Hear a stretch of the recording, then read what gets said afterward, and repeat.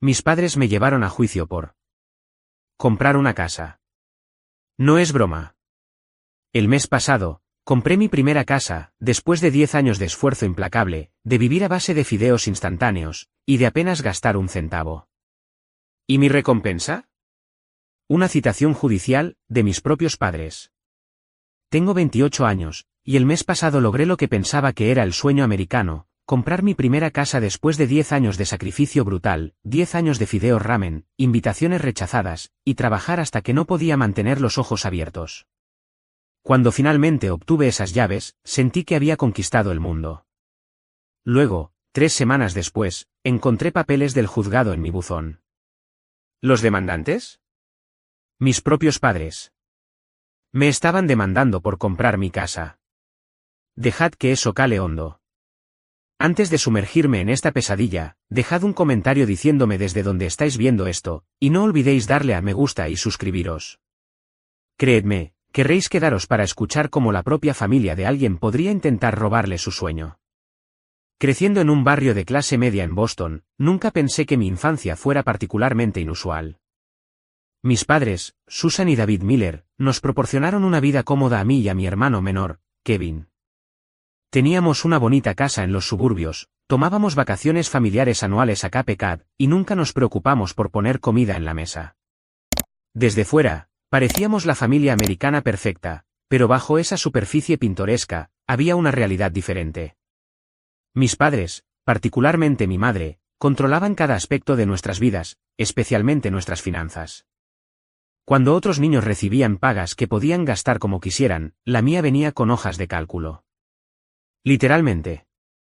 Desde los 10 años, tuve que dar cuenta de cada centavo que gastaba y justificar mis compras a mi madre durante nuestras revisiones financieras semanales. Emily, gastaste $7 en el centro comercial el sábado pasado. ¿Qué compraste?, preguntaba mamá, mirando por encima de sus gafas de leer mi informe de gastos. Solo unas pinzas para el pelo, mamá.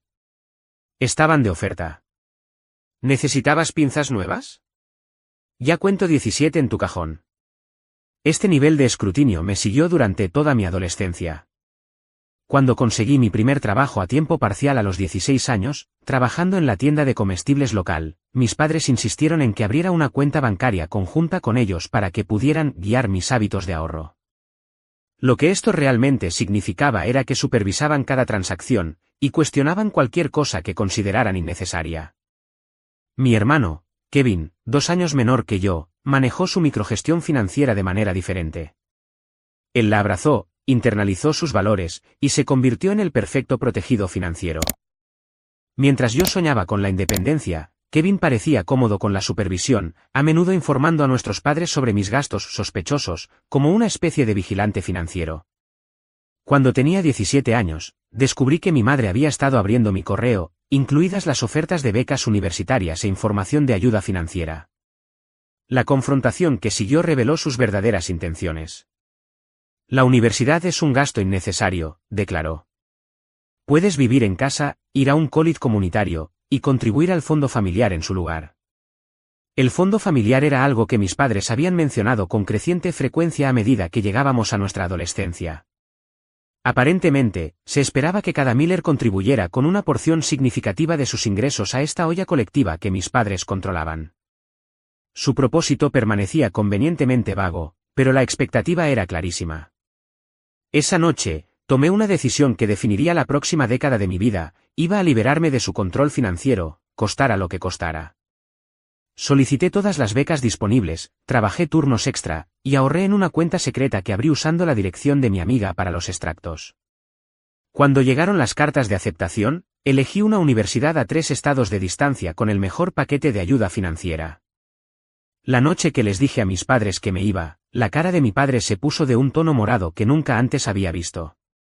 Estás tirando por la borda todo lo que hemos construido para esta familia, dijo, su voz peligrosamente baja. Si sales por esa puerta, no esperes nuestro apoyo. Mi hermano, Kevin, observaba desde la escalera, su expresión una mezcla de conmoción y desaprobación. ¿Cómo puedes ser tan egoísta?, preguntó más tarde esa noche. Solo quieren lo mejor para nosotros. Pero yo sabía que no era así. A la mañana siguiente, me fui a la universidad con 2 maletas y apenas suficiente dinero para los libros de mi primer semestre. Lo que siguió fueron 4 años de extremas dificultades económicas. Compaginé clases a tiempo completo con 2 trabajos a tiempo parcial. Viví con el plan de comidas más barato, y recogía comida extra de los eventos del campus. Nunca fui a casa en vacaciones, trabajando en su lugar para ganar paga y media.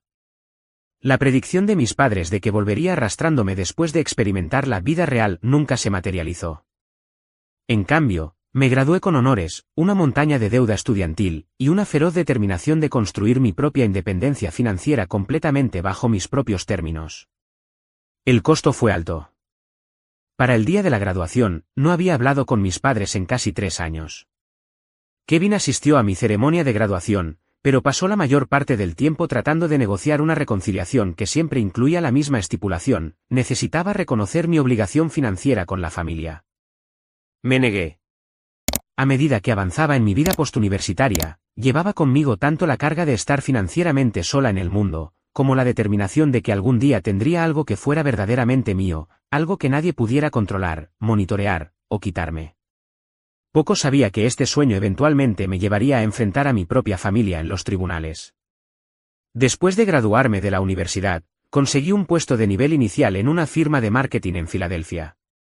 El salario inicial era de $13.200, no terrible para un primer trabajo, pero apenas suficiente para vivir cómodamente en una ciudad importante, especialmente con $45.000 en préstamos estudiantiles sobre mi cabeza. Pero tenía un plan, uno que requeriría una disciplina y un sacrificio extraordinarios. Alquilé una habitación diminuta en una casa destartalada con otros 3 compañeros de piso. Mi espacio apenas medía 9 por 7 pies, esencialmente un vestidor convertido, pero solo costaba $400 al mes, servicios incluidos. El baño comunitario siempre estaba sucio, la cocina olía perpetuamente a que alguien había quemado curry, y la privacidad era inexistente, pero era barato, y barato era lo que necesitaba. Mi rutina diaria era brutal. Me despertaba a las 5:30 de la madrugada para viajar usando las opciones de transporte público más baratas, a menudo caminando varias millas para ahorrar en el pasaje del autobús. Mi trabajo principal era de 8:30 a 5:30, pero en lugar de irme a casa, trabajaba en una cafetería local de 6 a 10 de la noche 3 noches a la semana. Los fines de semana no eran para relajarse, eran para mi trabajo en una tienda de ropa, donde trabajaba otras 16 horas. Te vas a quemar, me advirtió mi compañera de piso Megan, quien a menudo llegaba a casa y me encontraba dormida sobre mi portátil en nuestra diminuta mesa de cocina. La vida no es solo ahorrar dinero. Pero para mí, sí lo era. Cada dólar se contabilizaba meticulosamente. Mi presupuesto era una obra maestra de restricción financiera: alquiler $400, contribución de servicios incluida, teléfono $25, el plan prepago más barato, transporte $60, comestibles $120, pagos de préstamos estudiantiles $380, seguro médico $180, internet, dividido entre 4, $15, necesidades varias $50. Eso dejaba aproximadamente $850 cada mes para ahorrar, que transfería automáticamente a una cuenta de ahorros de alto interés en el momento en que llegaba mi cheque. Nunca revisaba el saldo, la tentación de gastar sería demasiado grande. Simplemente confiaba en las matemáticas y seguía adelante. Mis comidas eran una selección rotativa de las opciones más baratas posibles. El desayuno siempre era avena con una cucharada de mantequilla de cacahuete para proteína. El almuerzo era un sándwich de mantequilla de cacahuete y una manzana. La cena era a menudo arroz con frijoles o huevos, o ramen instantáneo aderezado con verduras congeladas. Una vez al mes, me permitía una comida para llevar de $10 como recompensa por seguir el plan. Las invitaciones sociales se convirtieron en una fuente de ansiedad en lugar de placer. Cuando los colegas me invitaban a la hora feliz o los amigos querían ir a conciertos, me convertí en la reina de las excusas. Lo siento, tengo una fecha límite para mi cliente freelance, decía, o estoy cubriendo un turno extra esa noche. La verdad, que no podía justificar gastar $15 en un solo cóctel cuando ese dinero podría ir a mi fondo para la casa, parecía demasiado difícil de explicar. Con el tiempo, las invitaciones disminuyeron, y mi círculo social se redujo a un puñado de amigos comprensivos que estaban de acuerdo con que nuestras reuniones fueran noches de cine en casa donde cada uno traía sus propios bocadillos.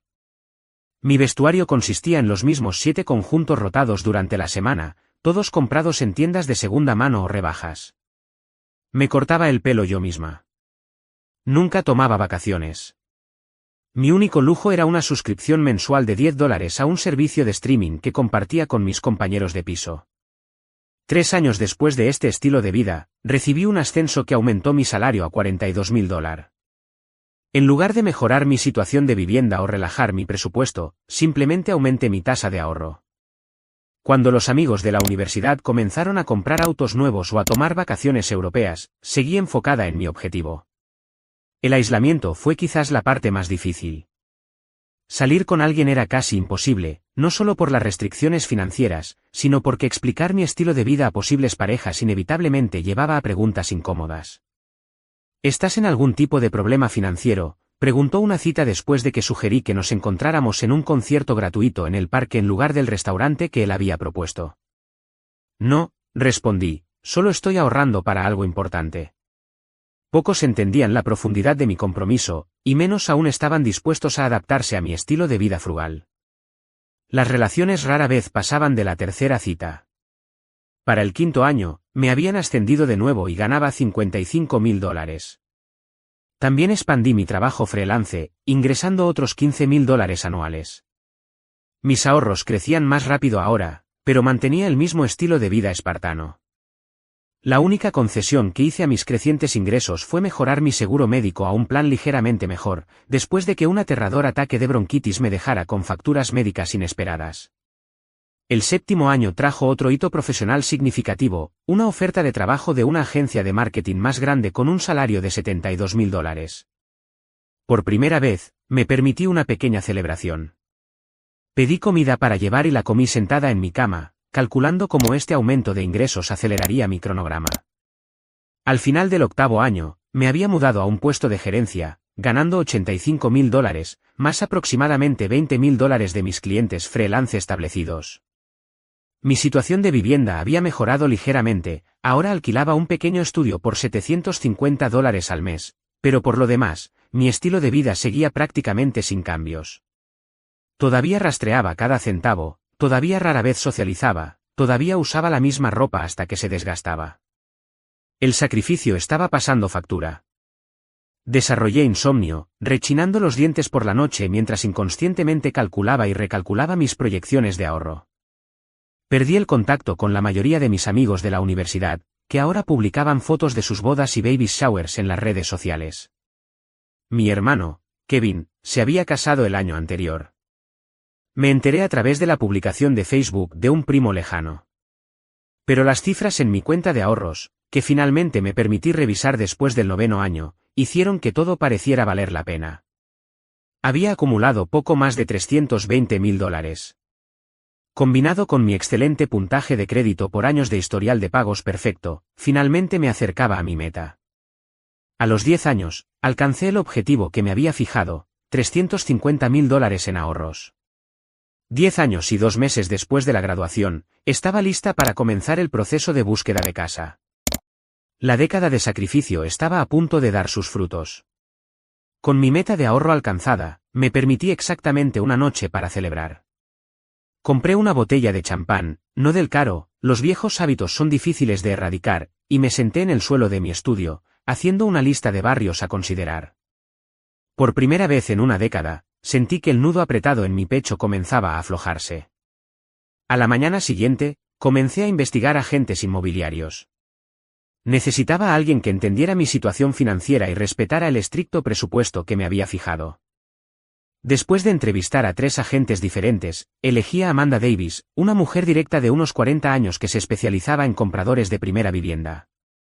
La mayoría de la gente viene a mí con sueños de champán y presupuestos de cerveza, dijo durante nuestra primera reunión. Tú eres lo opuesto, tienes un presupuesto sólido pero expectativas muy modestas. Te encontraremos algo perfecto. La evaluación de Amanda del mercado fue honesta pero alentadora. Con mi presupuesto, podía permitirme una casa decente en varios barrios en desarrollo alrededor de Filadelfia. No sería una propiedad de lujo, pero sería mía. No necesito lujo, expliqué. Necesito una construcción sólida, costos de servicios razonables, y que no necesite reparaciones importantes en los próximos 5 años. Después de una década de ahorro, no iba a hundir mis fondos en un pozo sin fondo. El proceso de búsqueda de casa fue tanto estimulante como agotador. En el transcurso de 2 meses, vi 37 propiedades. Algunas fueron eliminadas inmediatamente, daños por agua en el sótano, sistemas eléctricos obsoletos que necesitarían una revisión completa, o ubicaciones demasiado lejos del transporte público. Otras eran más tentadoras pero, en última instancia, no adecuadas, una encantadora casa adosada con pisos de madera originales pero con una fontanería que hizo que Amanda hiciera una mueca, una espaciosa casa colonial con un hermoso patio pero en una zona inundable que haría que el seguro fuera prohibitivamente caro. Esto es normal, me aseguró Amanda después de otra visita decepcionante.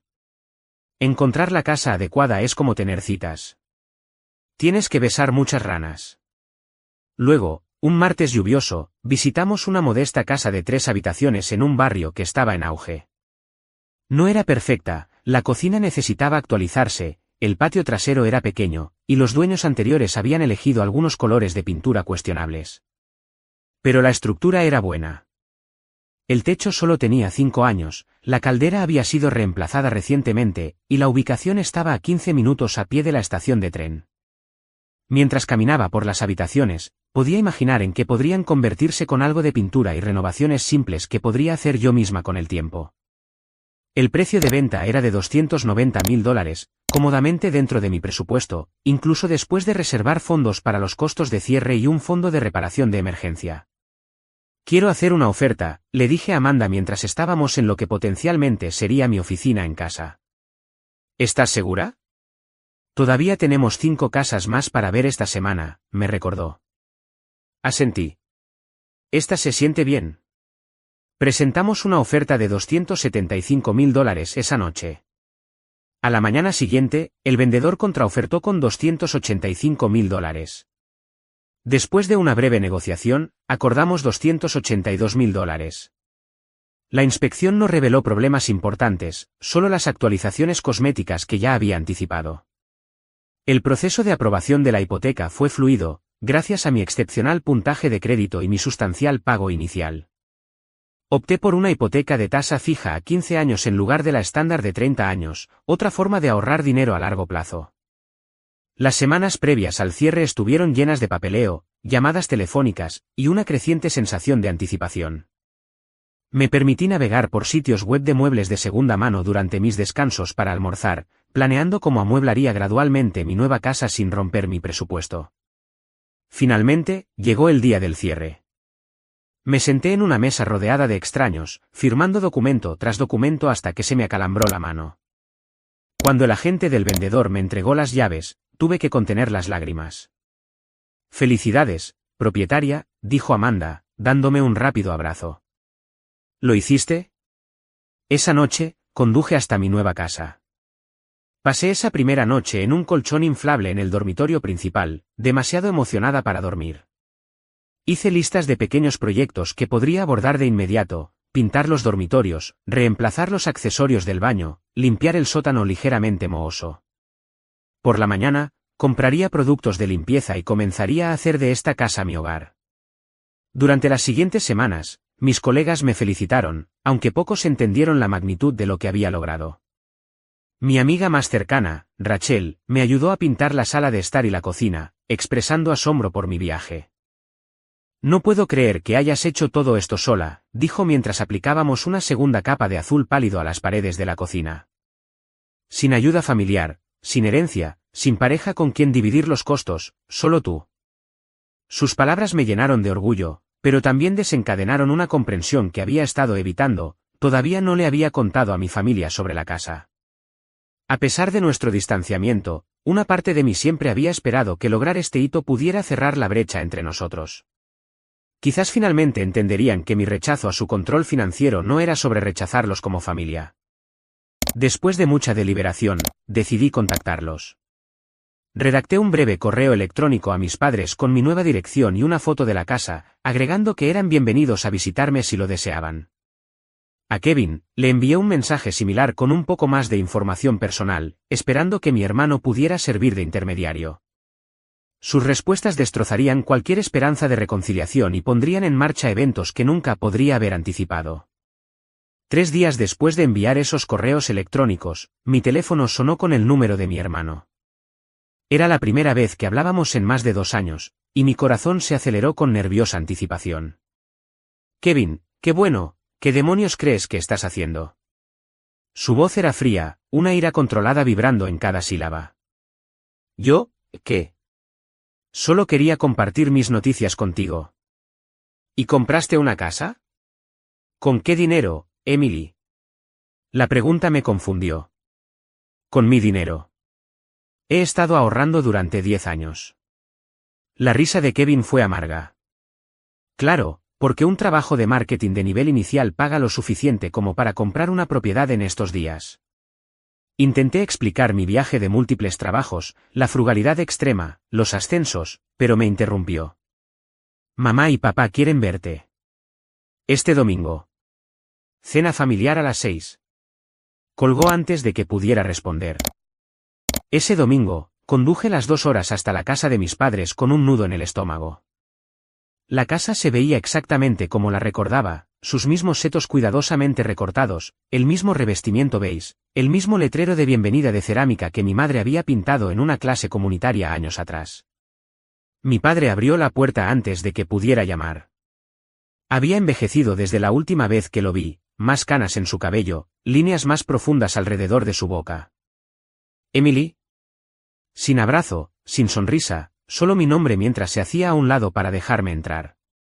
En el comedor, mi madre estaba poniendo la mesa con la vajilla buena, la reservada para Acción de Gracias y Navidad. Kevin y su esposa, Olivia, estaban sentados rígidamente en el sofá. Nadie parecía feliz de verme. La cena fue un asunto tenso. Comimos el estofado de mi madre en casi silencio, roto solo por los nerviosos intentos de Olivia de hablar sobre el clima inusualmente cálido. Cuando mi madre sacó pastel de manzana para el postre, mi favorito de la infancia, tontamente pensé que podría señalar un deshielo. Mientras tomaba mi primer bocado, mi padre carraspeó. Entonces, Emily, cuéntanos sobre esta casa. Describí la propiedad con cauteloso entusiasmo, mencionando el vecindario, el pequeño patio, mis planes de renovación. ¿Y cuánto costó esta casa?, preguntó mi madre, con el tenedor suspendido a medio camino de su boca. $282.000, respondí honestamente. Es una suma considerable, dijo mi padre. ¿Y lograste ahorrar todo esto tú sola? ¿Sin ayuda? Sí, he estado trabajando en múltiples empleos y viviendo de manera extremadamente frugal. No ha sido fácil. Pero eso no es posible, interrumpió mi madre, dejando su tenedor con un agudo tintineo contra la porcelana. No con tu salario y tus préstamos estudiantiles. Me han ascendido varias veces, y hago trabajo freelance por mi cuenta, expliqué, mi apetito desapareciendo. Puedo mostrarles mis registros de ahorro si no me creen, lo que creemos, dijo mi padre, su voz peligrosamente baja, es que has tomado lo que no es tuyo. La acusación flotó en el aire como un gas nocivo. Miré alrededor de la mesa, la mandíbula apretada de mi padre, los labios finos de mi madre, la negativa de Kevin a mirarme a los ojos. ¿De qué estáis hablando? No he tomado nada de nadie. La risa de mi madre fue quebradiza. 10 años sin contribuir al fondo familiar. 10 años guardando lo que debería haberse compartido. Y ahora ostentas tu egoísmo comprando una propiedad. Luché por comprender lo que estaba diciendo. ¿El fondo familiar? Pero no he vivido en casa ni he recibido ningún apoyo financiero de vosotros desde que me fui a la universidad. Así no funciona la familia, Emily, dijo mi padre. Todos contribuyen. Todos se benefician. Tu hermano ha estado contribuyendo con el 30% de sus ingresos desde que comenzó a trabajar. Ese fondo estaba destinado a todos nuestros futuros, incluido el tuyo, eventualmente. Pero nunca me dijisteis para qué era el dinero, protesté. Y me he estado manteniendo completamente sola.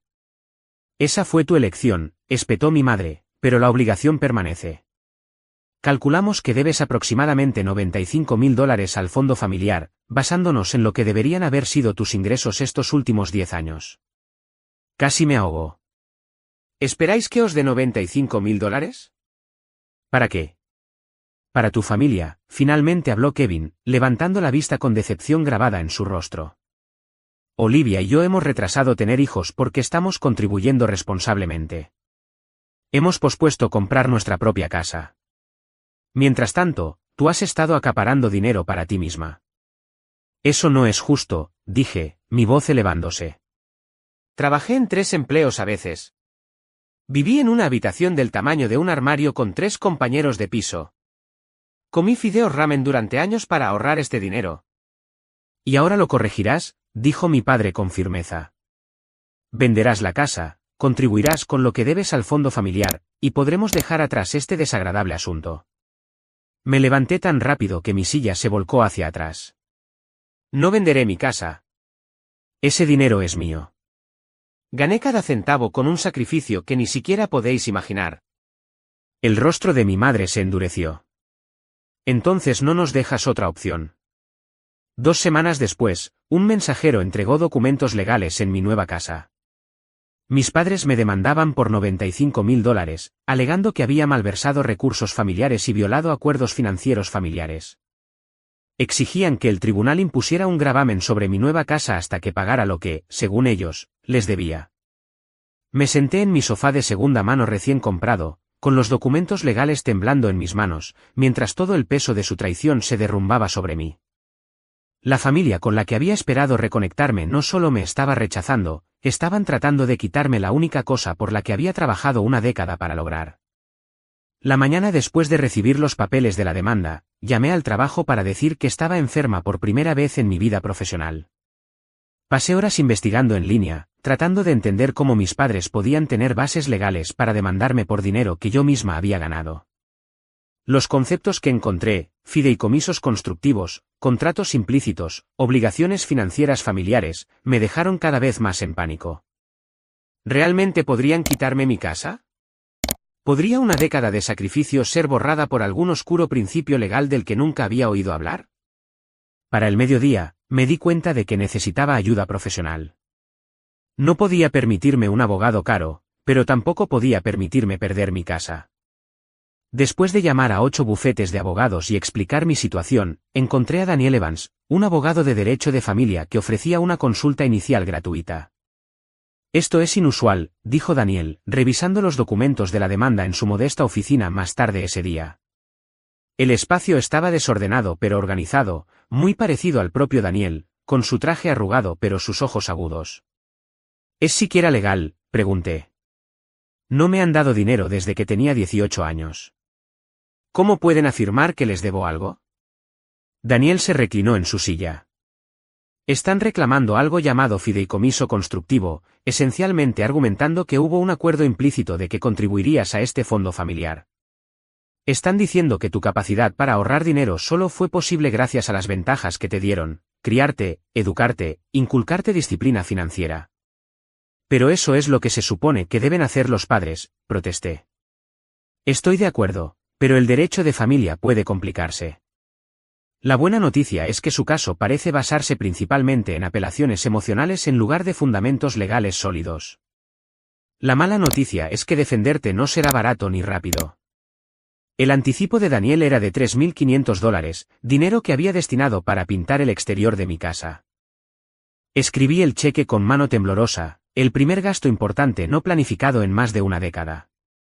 Durante las siguientes semanas, Daniel me ayudó a preparar mi defensa. Recopilamos todos los registros financieros que tenía, extractos bancarios, recibos de sueldo, declaraciones de impuestos, documentando mis ingresos y patrones de ahorro durante los últimos 10 años.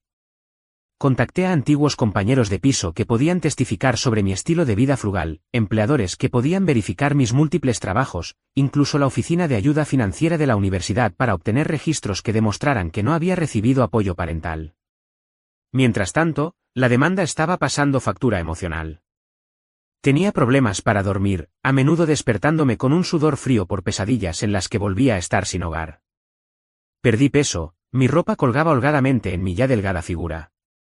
Mis compañeros de trabajo notaron mi distracción, pero no podía decidirme a explicar que mis propios padres estaban tratando de quitarme la casa.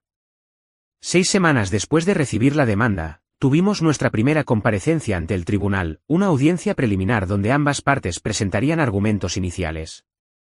Al entrar en el juzgado, vi a mis padres y a Kevin sentados en un banco en el pasillo. Mi madre vestía su ropa de iglesia, un vestido azul conservador y un collar de perlas. Mi padre llevaba su único traje, el que usaba para funerales y bodas. Parecían padres respetables y preocupados, exactamente la imagen que querían proyectar. No me reconocieron cuando pasé. Dentro de la sala del tribunal, su abogado, Richard Price, era un hombre imponente de unos 60 años con un traje perfectamente entallado y un aire de absoluta confianza. Mientras hablaba con el juez, pintó un cuadro de padres que lo habían sacrificado todo por sus hijos, solo para que una hija se negara egoístamente a participar en el colectivo financiero de la familia. Los Miller crearon un fondo familiar al que todos los miembros contribuyen, su señoría, explicó el señor Price con suavidad. Esta ha sido una tradición familiar, discutida explícitamente desde que sus hijos eran adolescentes. Kevin Miller ha contribuido fielmente con su parte. Emily Miller no solo se negó a contribuir, sino que ha utilizado recursos familiares, incluida la educación financiera y el apoyo que recibió durante sus años formativos, para amasar en secreto una fortuna para ella sola. La jueza, una mujer mayor llamada jueza Thompson, me dirigió su aguda mirada. ¿Y usted afirma que no existía tal acuerdo, señora Miller? Daniel se puso de pie. Su señoría, mi clienta reconoce que sus padres mencionaron un fondo familiar, pero nunca hubo ningún acuerdo de que ella contribuiría. Más importante aún, ha sido financieramente independiente desde los 18 años, sin recibir apoyo de sus padres durante la universidad ni después. El dinero que ahorró fue ganado enteramente a través de su propio trabajo duro, a menudo trabajando en 3 empleos simultáneamente mientras vivía en viviendas deficientes para maximizar sus ahorros. La jueza revisó algunos de los documentos que habíamos presentado. Usted afirma haber ahorrado $350,000 para el pago inicial de una casa mientras trabajaba en empleos de nivel inicial. Sí, su señoría, respondí, encontrando mi voz. Puedo documentar cada dólar que gané y ahorré durante la última década. Impresionante, si es cierto, reflexionó, antes de volverse hacia el abogado de mis padres. Señor Price, ¿qué evidencia tiene de este presunto acuerdo más allá de la afirmación verbal de la familia? El señor Price presentó varias pruebas, tarjetas de cumpleaños que había enviado años atrás mencionando ser orientada a la familia, un ensayo de secundaria que había escrito sobre responsabilidad financiera, fotos familiares que mostraban lo que él llamó una unidad muy unida con valores compartidos. Me pareció endeble, pero la jueza Thompson lo asimiló todo sin revelar sus pensamientos. Este caso requiere un examen más detallado, dijo finalmente. Estoy programando una audiencia completa para el próximo mes. Mientras tanto, no se impondrán gravámenes sobre la propiedad de la señora Miller, pero se le ordena no vender ni refinanciar la propiedad hasta que este asunto se resuelva. Al salir de la sala, sentí un alivio momentáneo de que mi casa no estuviera en riesgo inmediato, pero la batalla estaba lejos de terminar. Primer asalto para nosotros, dijo Daniel en voz baja mientras recogíamos nuestros documentos. Pero volverán más fuertes. Probablemente intentarán tomar declaración a algunos de tus amigos, colegas, quizás incluso a tus compañeros de piso de la universidad, buscando cualquier declaración que pudieras haber hecho sobre obligaciones financieras familiares. Las siguientes semanas fueron un torbellino de preparativos. Tomé tiempo libre no remunerado del trabajo para ayudar a Daniel a preparar nuestro caso, lo que tensó aún más mis ahora limitadas finanzas. Recopilamos documentación adicional, cartas de antiguos empleadores elogiando mi ética de trabajo, declaraciones de funcionarios de ayuda financiera de la universidad confirmando que no había recibido apoyo parental, incluso recibos que demostraban mi extrema frugalidad a lo largo de los años. El abogado de mis padres envió intimidantes solicitudes de documentos, desde mis diarios de infancia hasta registros de cada conversación que había tenido sobre el fondo familiar. Daniel me aseguró que eran en gran medida tácticas de miedo y me ayudó a responder solo a las solicitudes legales legítimas. 2 días antes de la audiencia completa, recibí un mensaje de texto de Kevin: no es demasiado tarde para arreglar esto. Vende la casa, contribuye con lo que debes, y podremos volver a ser una familia. No respondí. La mañana de la audiencia llegó con un nudo de ansiedad tan apretado en mi estómago que no pude desayunar.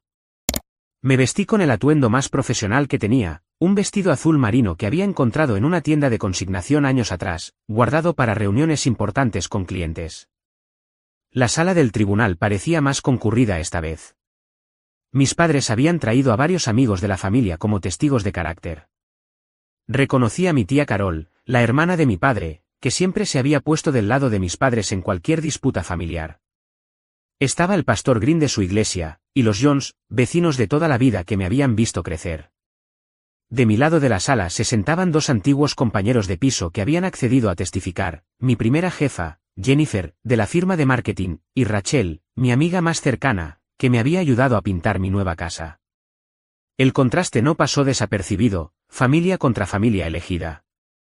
La audiencia comenzó con el testimonio de mis padres. Mi padre habló sobre la filosofía financiera de larga data de la familia, afirmando que se había comunicado claramente a ambos hijos desde una edad temprana. Siempre enseñamos a nuestros hijos que la familia es lo primero, dijo solemnemente. Los recursos financieros deben compartirse para el bien colectivo. Emily entendía este principio, simplemente eligió rechazarlo cuando le convino. El testimonio de mi madre fue más emotivo.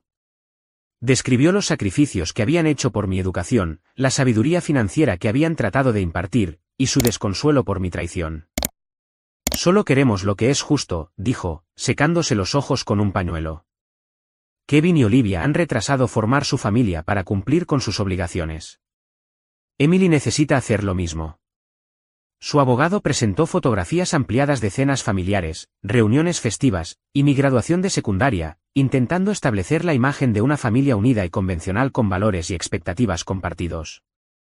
Introdujo registros financieros que mostraban las contribuciones regulares de Kevin al fondo familiar y las contrastó con mi ausencia de contribuciones. Cuando fue nuestro turno, Daniel comenzó con una pregunta directa a mi madre. Señora Miller, usted afirma que Emily tiene la obligación de contribuir al fondo familiar basándose en los beneficios que recibió mientras crecía. ¿Es eso correcto? Sí, por supuesto. ¿Y diría usted que proporcionar comida, refugio, educación y orientación son cosas que los padres están legalmente obligados a proveer a sus hijos? Mi madre se movió incómoda. Bueno, sí, pero, entonces, ¿está buscando una compensación financiera por cumplir con sus obligaciones legales como padres? Eso no es, está tergiversando mis palabras, protestó mi madre. Daniel pasó a mi padre. Señor Miller, ¿le proporcionó algún apoyo financiero a Emily durante sus años universitarios? Ella eligió asistir a una costosa universidad fuera del estado en contra de nuestro consejo, respondió mi padre con rigidez. La habríamos apoyado si hubiera seguido nuestro plan financiero. Entonces, eso es un no, aclaró Daniel.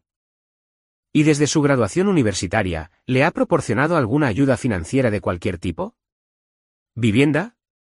¿Seguro médico? ¿Pagos del coche? No, pero, gracias. Eso es todo lo que necesitaba establecer. Mi antigua compañera de piso, Megan, testificó a continuación, describiendo nuestras estrechas condiciones de vida y mi extrema frugalidad. Emily nunca comía fuera, nunca compraba ropa nueva, trabajaba todo el tiempo. Solíamos preocuparnos por ella porque nunca hacía nada divertido. Todo era trabajar y ahorrar, trabajar y ahorrar. Jennifer, mi primera jefa, habló sobre mi ética de trabajo. Emily siempre era la primera en ofrecerse como voluntaria para horas extras. Asumía proyectos que nadie más quería por la compensación adicional. Muchas veces la encontré trabajando durante el almuerzo o quedándose hasta tarde sin siquiera reclamar las horas. Cuando fue mi turno de testificar, me sentí extrañamente tranquila. El shock y el dolor iniciales se habían cristalizado en algo más duro, más resuelto. Señora Miller, comenzó Daniel, ¿podría explicarle al tribunal cómo ahorró suficiente dinero para comprar su casa? Detallé mi viaje financiero de múltiples trabajos, los diminutos espacios de vida, los años de fideos ramen, y las invitaciones sociales rechazadas. Expliqué mi sistema de presupuesto, las transferencias automáticas a ahorros, los ascensos que había ganado a través de la dedicación y el trabajo duro. ¿Sus padres le proporcionaron alguna ayuda financiera durante este periodo de 10 años?, preguntó Daniel. Ninguna, dije con firmeza. He sido completamente independiente financieramente desde que me fui a la universidad a los 18 años. ¿Y hubo alguna vez un acuerdo explícito de que usted contribuiría a este fondo familiar? No. Se mencionó como algo que esperaban, pero nunca estuve de acuerdo. Después de que me fui a la universidad, dejaron claro que estaba sola financieramente si no seguía sus planes. El contrainterrogatorio del abogado de mis padres fue agresivo, intentando hacerme tropezar sugiriendo que me había beneficiado de la sabiduría financiera familiar y los privilegios que permitieron mis ahorros.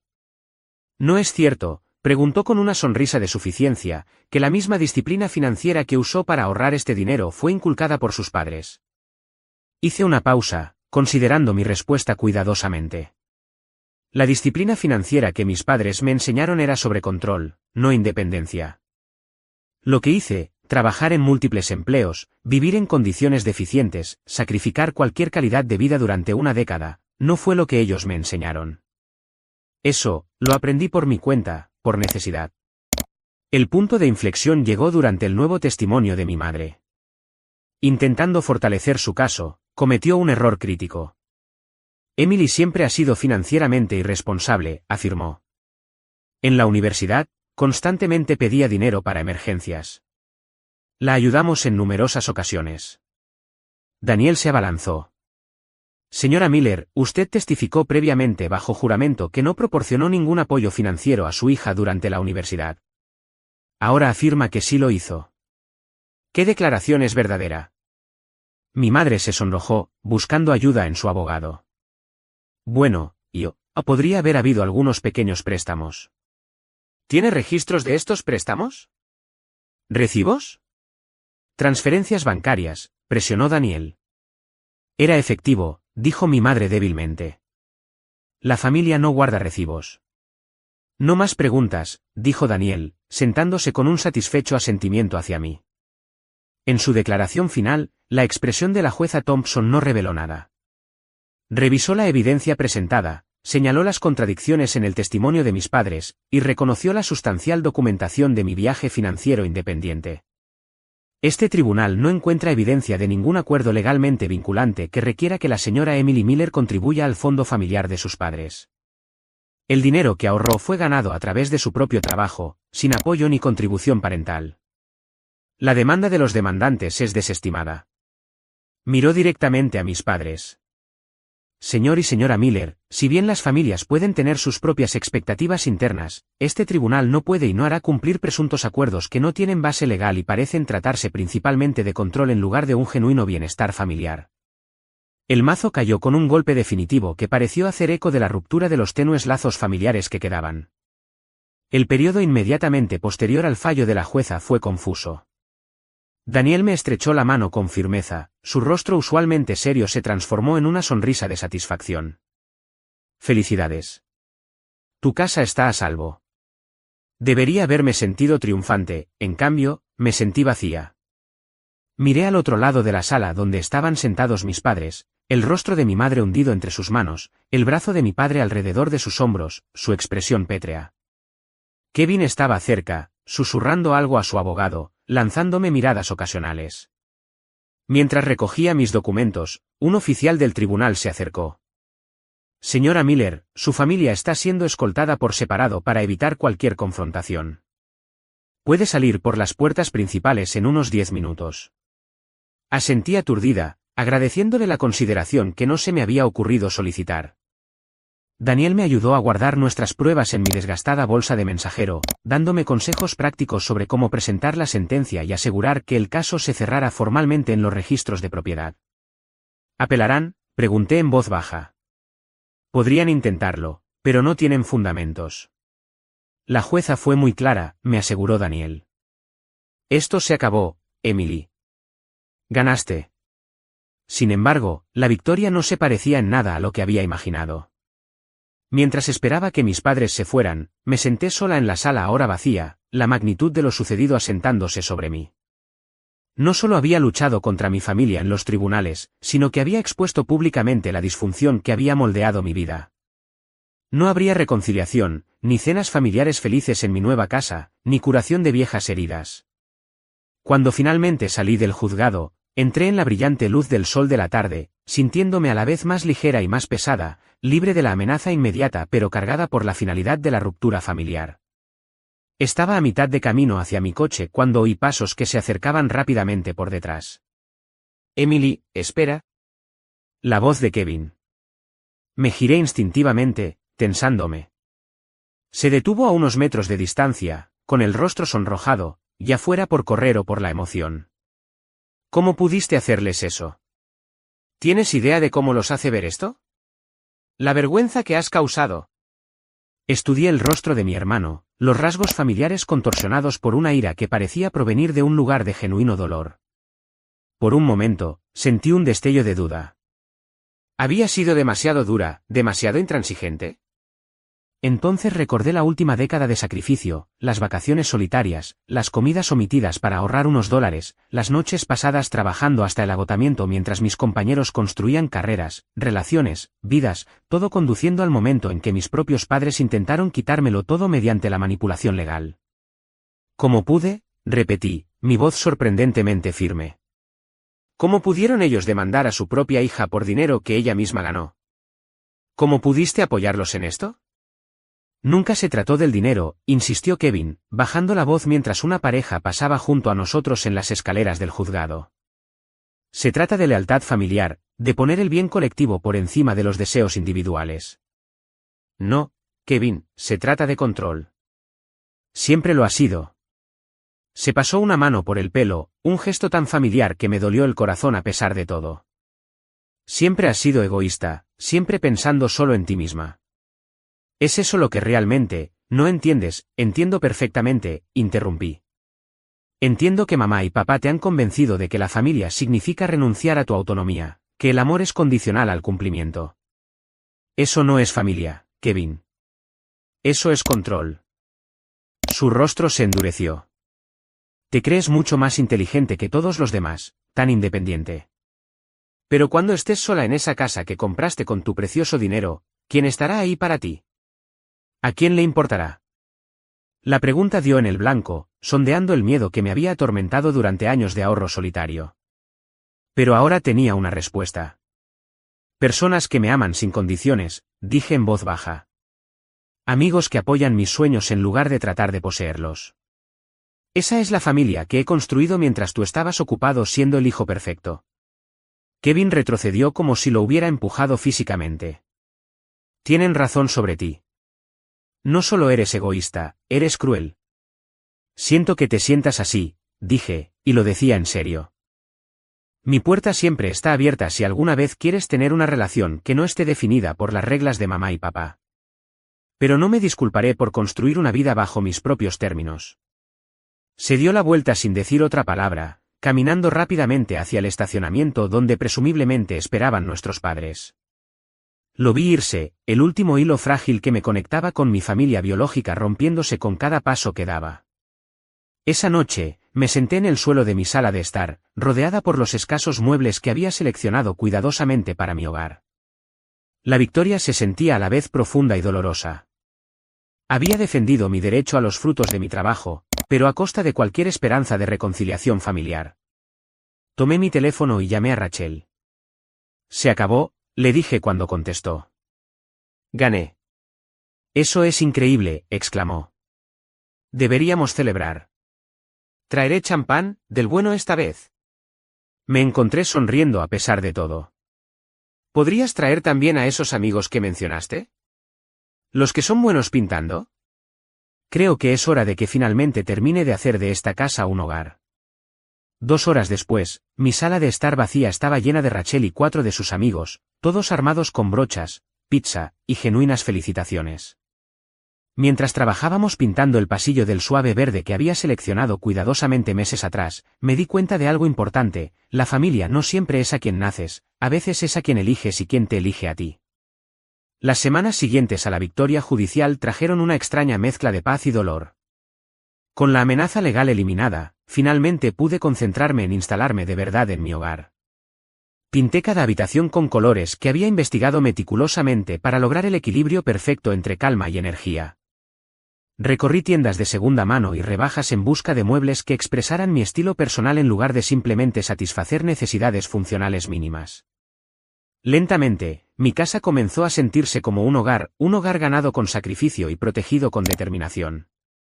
Pero las secuelas emocionales de la batalla judicial persistieron. Me despertaba en medio de la noche, con el corazón acelerado, por sueños en los que volvía a estar en esa sala del tribunal, las acusaciones de mis padres resonando en las paredes. Revisaba mi teléfono compulsivamente, una parte de mí todavía esperando un mensaje de Kevin que nunca llegó. Rachel notó mi lucha durante una de nuestras cenas semanales, una nueva tradición donde los amigos se turnaban para organizar comidas sencillas en sus casas.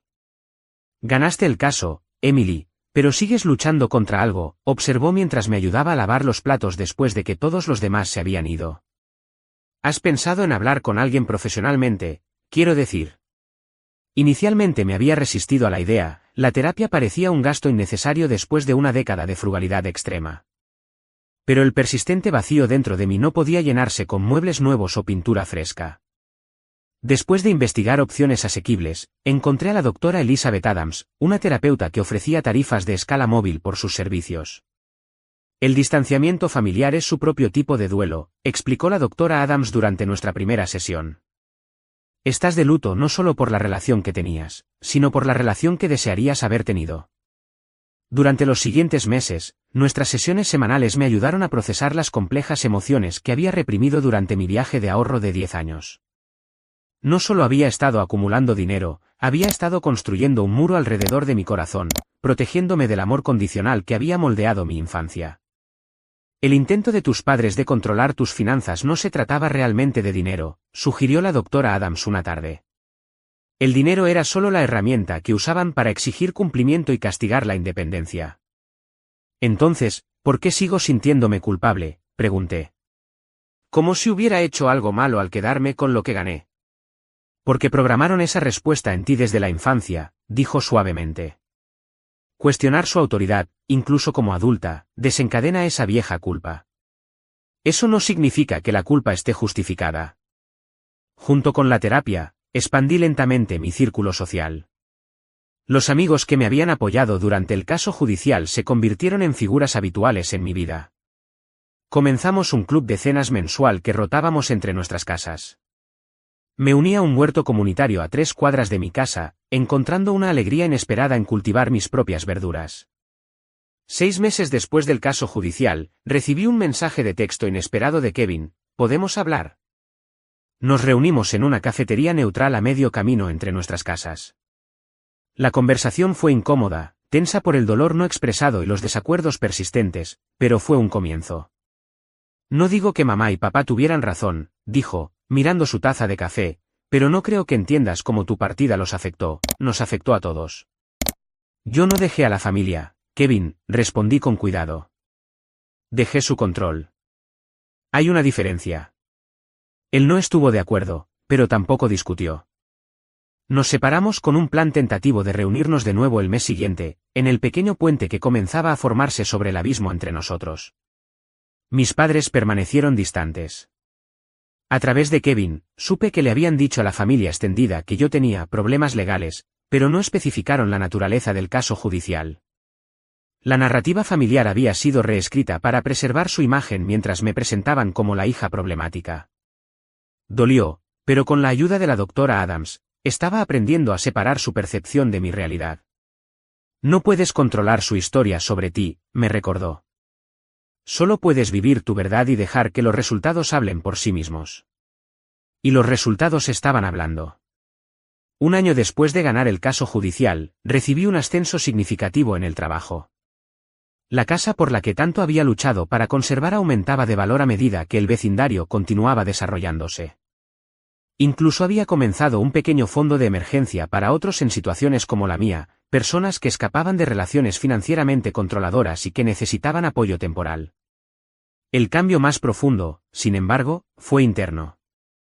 La vigilante ansiedad que me había impulsado a través de una década de ahorro extremo se había suavizado gradualmente.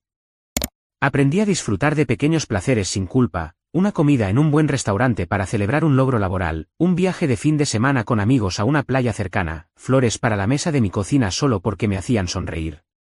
La independencia financiera no se trata solo de tener dinero, me di cuenta durante una sesión de terapia. Se trata de tener la libertad de usar los recursos en alineación con tus propios valores, sin buscar permiso ni aprobación. 18 meses después del caso judicial, Kevin y su esposa, Olivia, tuvieron su primer hijo, una hija a la que llamaron ella. El anuncio del nacimiento vino con una invitación para conocer a mi sobrina, una que acepté con emoción y aprensión. En su modesto apartamento, sosteniendo el pequeño bulto que era mi sobrina, sentí que comenzaba un nuevo capítulo. Kevin y yo habíamos establecido límites cuidadosos en torno a temas como el dinero y nuestros padres, creando una relación frágil pero creciente, independiente de la dinámica familiar que nos había separado. «Tiene tu nariz», le dije, sonriendo a la cara dormida de ella. «Pobre niña», bromeó él, un destello del hermano que recordaba de antes de que el dinero y el control se interpusieran entre nosotros. En cuanto a mis padres, la distancia permaneció. Les envié una tarjeta con el nacimiento de mi sobrina, expresando alegría por la nueva incorporación a la familia. No respondieron directamente, pero tampoco la devolvieron, una diminuta grieta en el muro entre nosotros que algún día podría permitir que pasara más luz. 2 años después de comprar mi casa, organicé una fiesta de aniversario de la casa, invitando a los amigos que se habían convertido en mi familia elegida. Mientras nos reuníamos en el patio trasero, donde finalmente había instalado el jardín con el que había soñado durante esos años de escasez, miré a mi alrededor la vida que había construido, no solo la casa física, sino la comunidad, la carrera, el sentido de mí misma que nadie podía quitarme. Rachel levantó su copa para un brindis. Por Emily, que nos enseñó a todos que el hogar no es solo un lugar que compras, sino un espacio que creas con coraje y perseverancia. Más tarde esa noche, cuando los últimos invitados se marcharon, me senté sola en el columpio de mi porche, un regalo de cumpleaños de mis amigos, y reflexioné sobre el viaje que me había traído hasta aquí, la década de sacrificio, la dolorosa confrontación familiar, el continuo trabajo de sanación. La lección más difícil no había sido cómo ahorrar dinero o cómo defenderme en los tribunales, había sido aprender que a veces las personas que más deberían apoyarte son aquellas con las que necesitas establecer los límites más firmes, que la verdadera familia se define no por la sangre o la obligación, sino por el respeto y el apoyo incondicional, que la independencia financiera y emocional no es egoísta sino necesaria para relaciones auténticas. Mi casa se alzaba sólida a mi alrededor, albergando no solo mi yo físico, sino la persona en la que me había convertido a través de la adversidad, una persona que conocía su valor, que entendía la diferencia entre sacrificio y rendición, que reconocía que lo más valioso que poseía no era la propiedad, sino la libertad que representaba. ¿Alguna vez has tenido que enfrentarte a la presión familiar para seguir tu propio camino? Me encantaría escuchar vuestras historias en los comentarios de abajo. Recordad que vuestros sueños merecen la pena luchar por ellos, incluso cuando los más cercanos no lo entienden. Si esta historia resonó contigo, por favor, dale a me gusta, suscríbete, y compártela con alguien que pueda necesitar escuchar que está bien crear límites, incluso con la familia. Gracias por escuchar mi viaje, y recordad, a veces la familia que elegimos es la que verdaderamente nos ayuda a crecer.